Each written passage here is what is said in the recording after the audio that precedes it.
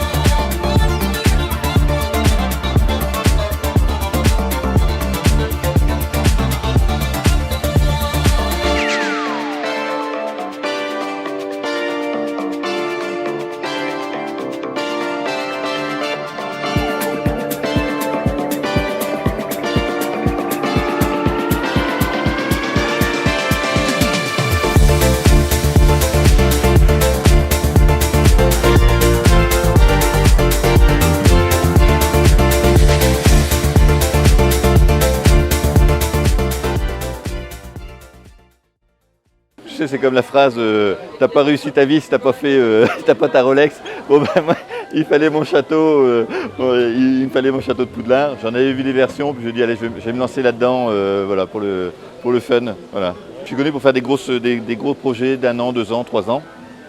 Et donc sur ce projet-là, j'ai invité des copains qui n'avaient jamais joué au Lego et je les ai coachés.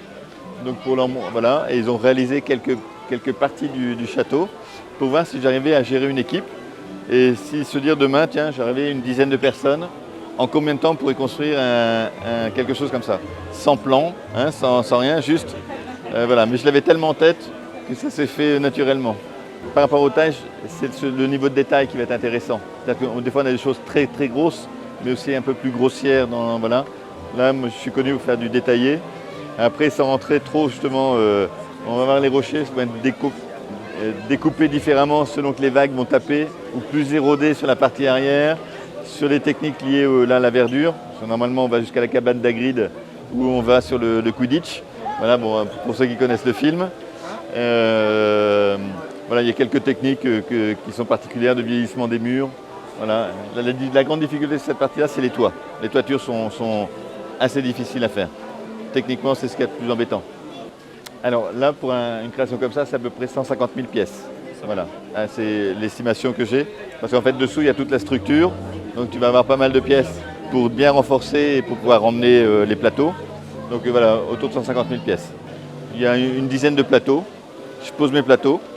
Et puis après, le château vient comme un puzzle. Voilà, j'ai pas eu de casse. Le temps de déballe est bien positionné. Voilà, 1 heure, c'était monté.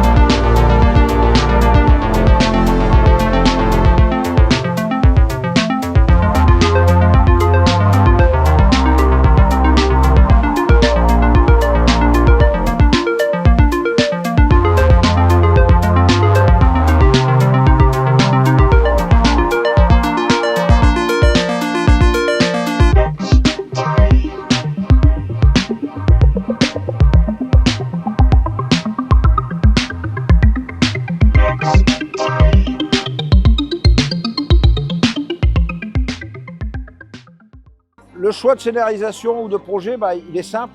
C'est un musée. Moi, je l'avais visité avec mes enfants et j'avais apprécié ce qui existait déjà, c'est-à-dire la motte castrale qui est là-bas. Et j'avais en tête de refaire ce château plus tard.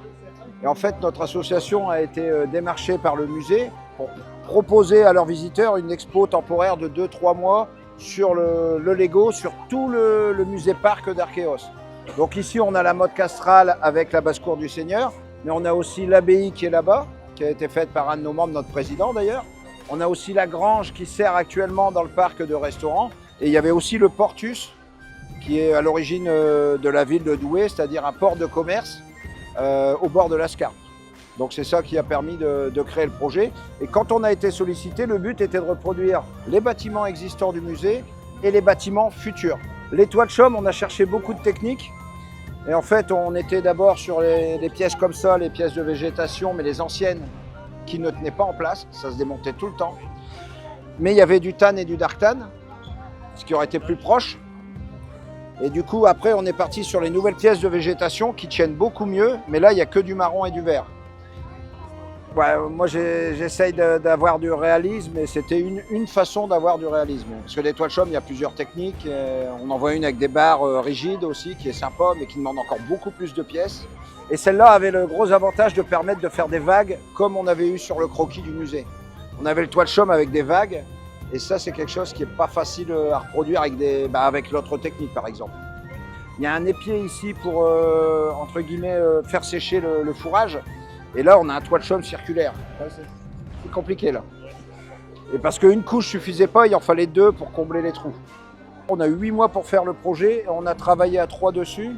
Donc on a eu 20 journées complètes à 3. Plus du temps à la maison sur des essais, des choses comme ça, pour coller à ce que le musée demandait en termes de réalité ou de type de bâtiment, de dimension, de projet en fait.